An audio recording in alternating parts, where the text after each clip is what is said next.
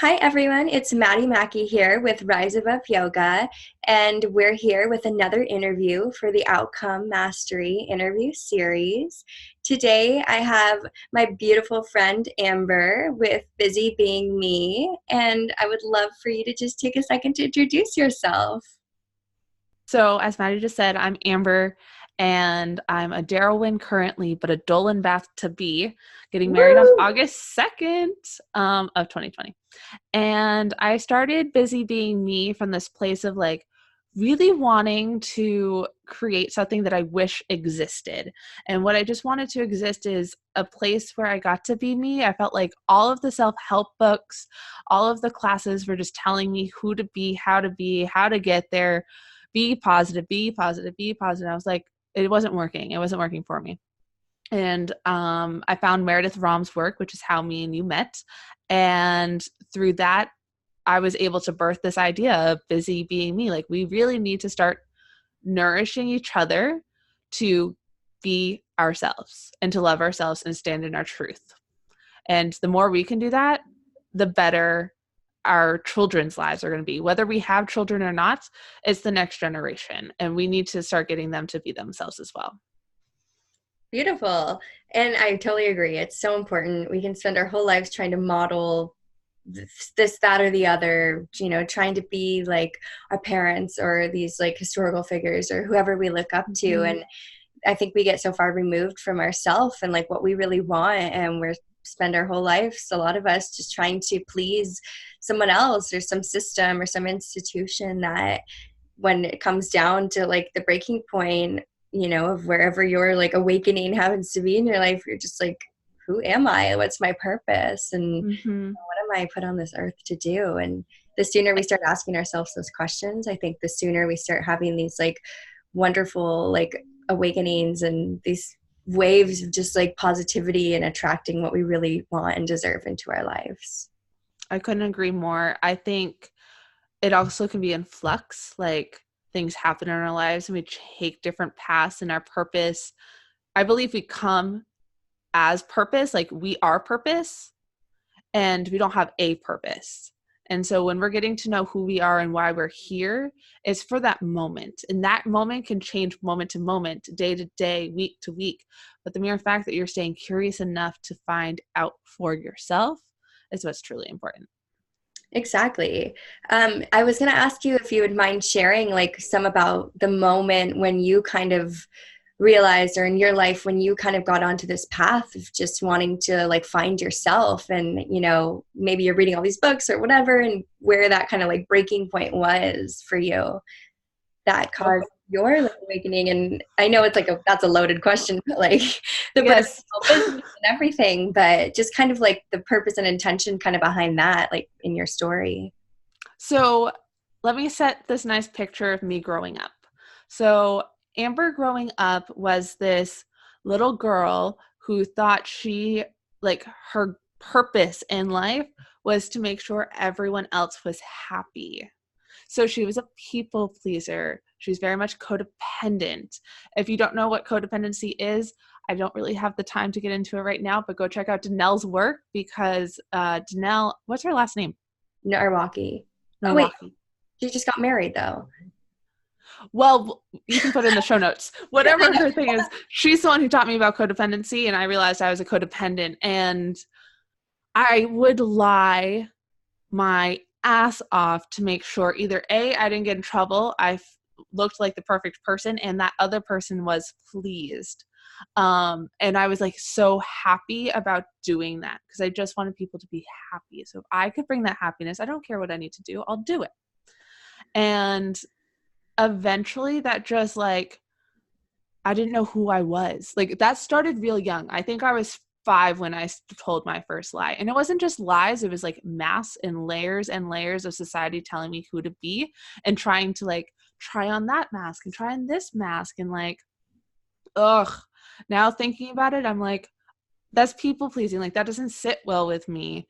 And I'm not shaming that little girl. Like, that little girl was just trying to survive Mm-hmm. and like find her place in the world. So I give her lots of love for trying. But like, being here now, people pleasing and trying to be someone I'm not for someone else to be happy just doesn't sit with me. And I watch people, I mean, I just got out of college and I was a super senior because I couldn't figure out what I wanted to be. But I watched like these freshmen come in during my super senior year and like they don't know what they're going to major in. Sorry, hold on. I can't see you. Oh, did we disappear? Oh, okay. Can you see me? Yeah. Okay, that's all that matters. So, and they're trying to figure out who they are and what they want to be and like all of that. And what sucks is we don't have the society, like we're pushing them to spend a whole bunch of money to be something, and they probably aren't going to be that thing, and they don't even know who they are to become that thing. Like it's a system that has failed so many of us.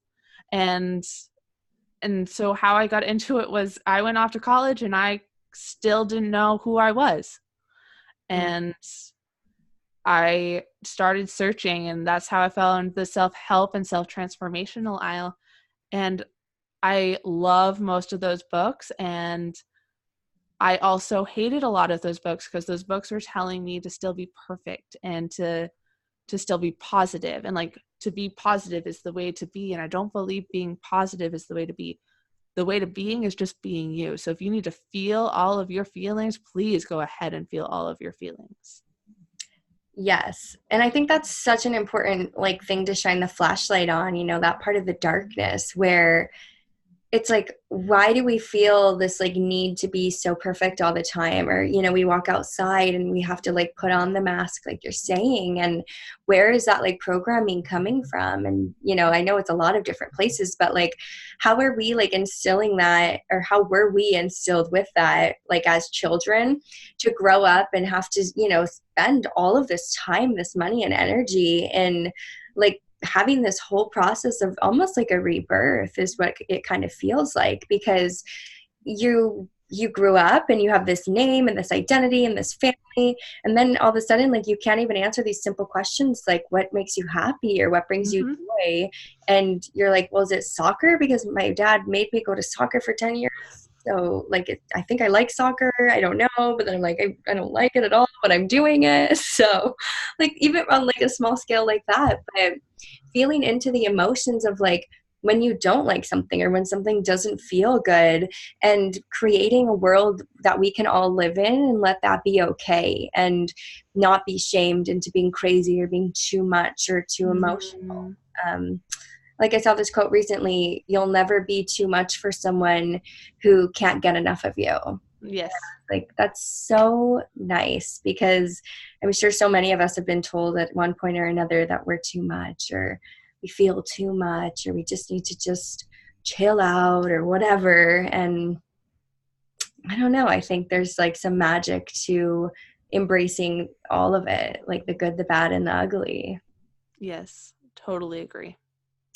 So the work that you're doing is just fantastic, to be creating like another platform for people to just show up as themselves and, you know, maybe start from square one, or maybe they've been on their journey for a while to just be learning about themselves and learning about how to better themselves. Do you want to talk a little bit more about maybe your podcast or some of the work that you're like offering people?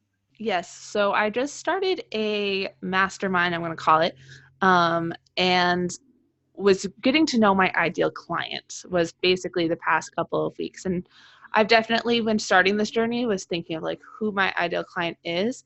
But when I got down to the nitty gritty of it, and I spent 7 hours of just like pure consciousness writing of just like, and I couldn't be more happier as I was writing everything, of my ideal clients and people who I want to work with and who I want to serve are people who are in transition. And so right now I'm going to be focusing on people who are in transition after they've either been cheated on or have been dealing with a breakup, because I feel like we hit these rock bottoms, and those rock bottoms shake us to our core of like, oh my God, who are we? Who am I without this person? Mm-hmm. Who am I, even though I feel like this was such an unloved situation? Like when you have been cheated on, it's like you question yourself. And I was cheated on, and I, not for 1 second, because of the work that I do, questioned my worth. And like, that was the universal test for me, I believe, was like, you say you believe in yourself, you say you have worth, let me throw this at you. And it did, it shook me, but I was like, no, this has nothing to do with me. And so if we could get people to a place where, if they're in transition, and this is just one of those transitions I want to work with, I would love to work with college students who are going into college, graduating college, starting a job. What are some other ones that I came up with? People who have even gained weight. So as someone who has gained weight in my life, like, our society makes it seem like this most terrible thing ever. They spend millions of dollars to make it so we're skinny. And I say, you just be in your body, the body that is like you're fit and you're healthiest and you're nourishing it. So anytime we're going through a period of transition, are those people that I want to work with, because in those times of transition is when we're questioning who we are the most. Exactly. And I love that you're bringing up the cheating and the breakup transition, because I think, like myself and hopefully other people watching, and like you said, like anyone who's gone through any sort of breakup or loss, that's been like such a time where you have like those 2 seconds to decide, like, is this going to destroy me, or is this going to cause me to have like the next best up level that I could possibly have right now? And in my experience, I've been destroyed like for many years by those kind of behaviors. And then eventually was like, okay, whoa, something in this pattern's not working. Like, why is my worth so related to someone else? And the codependency thing, I also learned a lot about from Danelle, and have worked a lot with in my own journey, and finally got to this place where like what other people do just doesn't really affect me. Like, it has to be a very sensitive topic or a very specific trigger, which always ends up leading back to me anyways, Yeah. even if someone's holding up that mirror for me. And just getting to the point of realizing that, I think, is how I think with my experience, and maybe you can talk about this too, like, you can look back at every breakup you've had and literally love that person for like the experience and the lesson that they taught you and what you got from it. Because I have like no hate even for the people who have done me the most wrong in my life. I literally only have gratitude at this point, just because of forgiveness work and realizing that that was put on my journey, even though it sucked at the time, for some amazing awakening reason.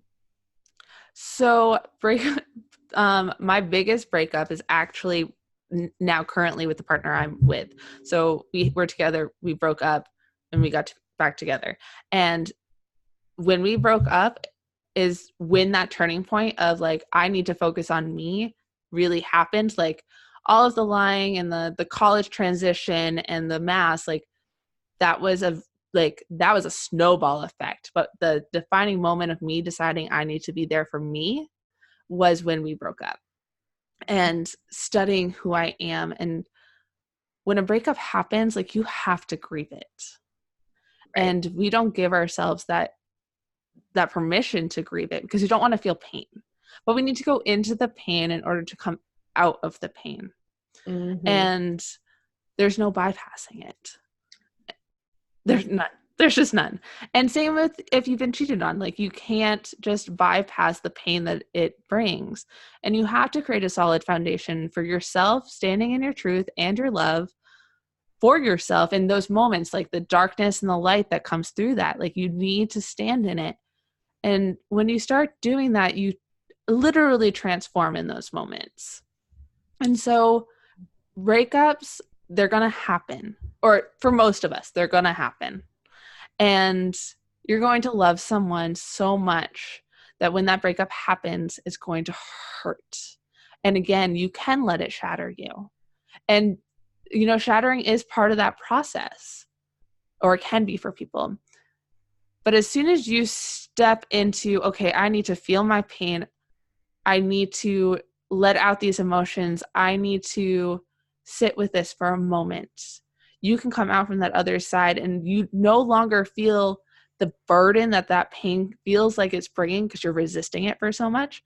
You're just allowing it to like overcome you, and then you step forward and you learn more about yourself. You learn more about your strength.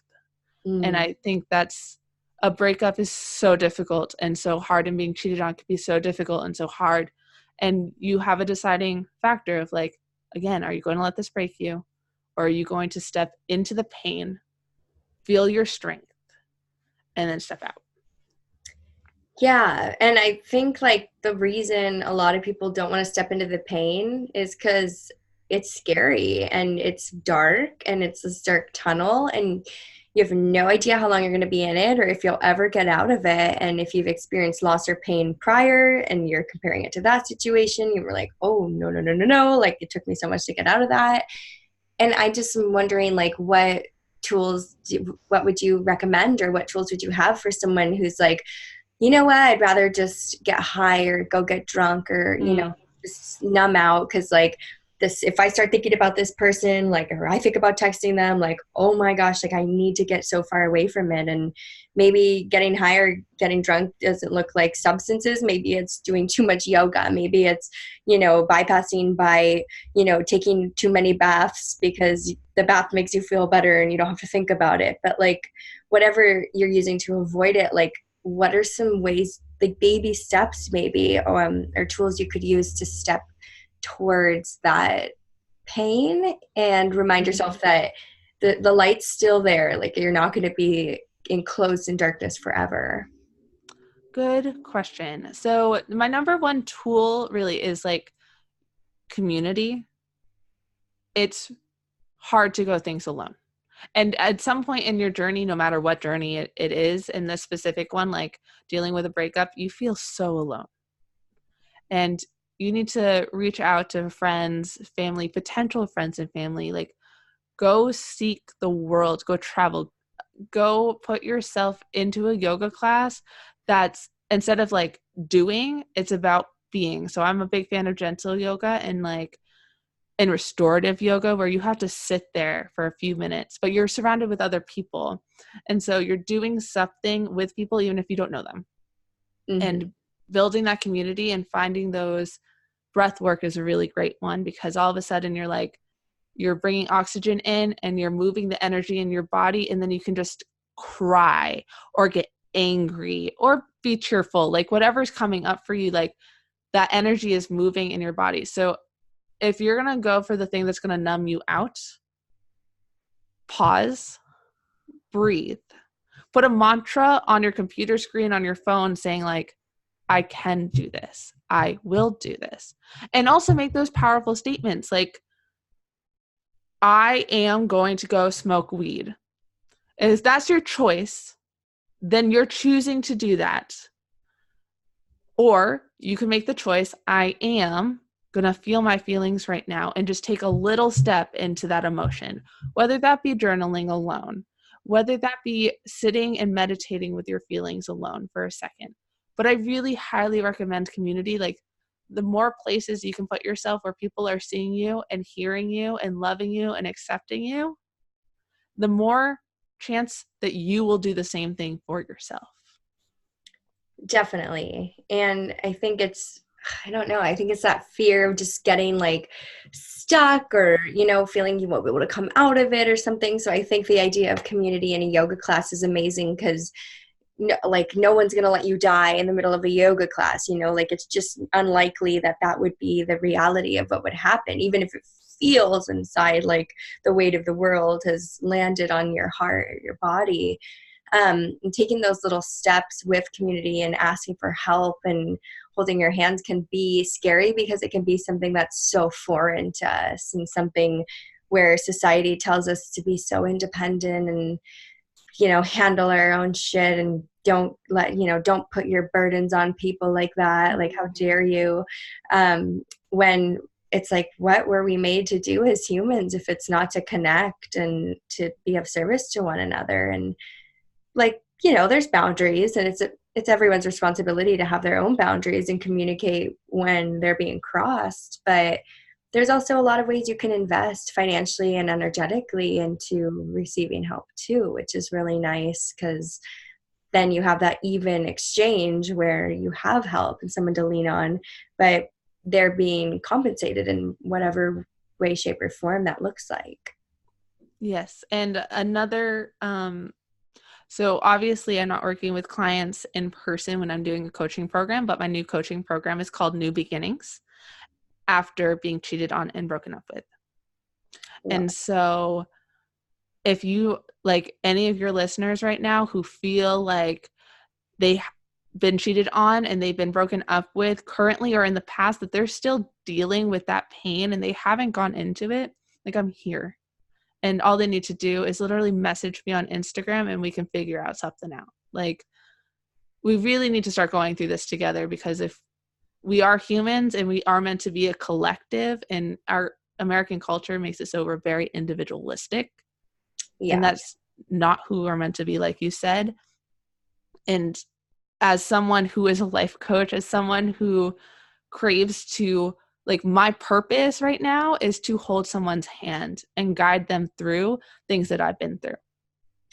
Exactly. And that's the best way you could have learned any of this. You know, you could have gone and got a psychology degree and a master's in psych and studied the brain and all these things. But like, if you have all that and you've never been cheated on or gone through a breakup or an intense traumatic breakup, like, I just don't feel like the same energy could be given to an individual unless you're a person that's gone through whatever trauma it is that you're helping people heal from and guiding people into like learning about themselves. Yes. And as someone who has dropped $150,000 on school and doing nothing with my degree, like, no, it is your life experiences that get you through life and help you guide others through life. Seriously, like, I think like majority of the guides and the people in the healing industry, myself included, have these degrees in random things, and then this is what we're doing for a living, which is ironic. And I'm sure we learned a lot along the way, you know, like most of those healing investments we were making were during college when we were trying to balance all that on the side. And we're like, oh, I have this thing called college, but I'm healing from this breakup, so that's my priority right now. Yes. It's kind of silly, but it just gave us some like backbone of like itinerary to do Yes. during all of the alternative education we were squeezing in and our time, and the experience education. Yes. So funny. But good thing we have these, you know, thousands and thousands of dollar piece of paper for the rest of our lives. I mean, one thing I do, so I studied American Sign Language and English interpreting. It took me far too long to get this degree, and I will not be becoming an interpreter. But my goal right now is to work with people who've been cheated on and broken up with, and I would like to bring that to the deaf world. And so, like, I know my signing will definitely be used in this realm. It just won't be interpreting. Totally. And I don't know like much about what the offerings are to that community, but like, how many life coaches can communicate with the deaf? Like, I can't imagine that many. So to be able to open that whole door and access to them is going to be so cool, because they're the same as everybody else. Like, they're experiencing the same life circumstances, and there's just this one communication barrier that they have, and you're going to be able to help them with the same help that maybe they could have if they weren't able to communicate with a different coach or something. So that's Yes. a really amazing doorway that's being opened there. Yes. All right. Well, I'll just move into my final question, and it is a self-care routine that you actually inspired me with this question. But a self-care routine or anything you're doing at the time that's been making you feel good, or something you've done for a long time or a short time. Okay, so my self-care routine has definitely fluctuated. I used to be I don't like using this word, but a stickler. I want to say stickler. Mhm. I hear people use the word Nazi, and I'm like, that's too much. Like, you Yeah, don't know what it was like to be in that time. But stickler, I used to be a big stickler. I was like, I need to have the perfect self-care routine. It needs to be like 3 hours long, and I need to be journaling and doing yoga and going outside and meditating. I need to do it all in one sitting. It's just not achievable in my lifestyle. I do wake up at 5, and I probably do my self-care routine until 7, 8 o'clock in the morning before I have to go to work. I wake up and my number one priority is snuggling with Jacob Yeah. and being really present with him for just a second. And it's not like we're speaking to each other, although sometimes, yes, it's just like literally being with each other. And then from there, I get up and I find a way where I can be creative. And so right now that is working on busy being me in some way. And what happens is I start journaling about something I'm going through and I can turn that into content. Mm-hmm. And then, or I just paint, or I tend to this beautiful tree plant that you guys can't see, but like it's tiny and it's beautiful. And I just like to tend to it. And then I eat breakfast and I make sure it's a good breakfast. And I make sure that I prepare for lunch and I breathe. Like, it's nothing big. It's just like me doing things that make me happy, because that's how I can start my day. Just enhancing your life and your day from the moment you wake up. I feel like that's like the most simple yet complicated self-care routine we can all like strive for every hour of our day. Yes. Yes, I yes, love yes. it. That's so great and it's so intuitive. And I think when we really like get rigid about like every morning I need to be doing yoga from 7 to 8, or like I'm a shitty person, we start to feel really shitty, especially when Yeah. we miss a day, or then it just becomes this task. And it's just, is it self-care at that point when you're like dreading it, getting out of No, bed to do those things? no. And I Oh, do love yoga and I love going for walks outside, but it's just like those come and go, like those waves of whatever's happening, they just come and go and you have to allow them to come and go. totally.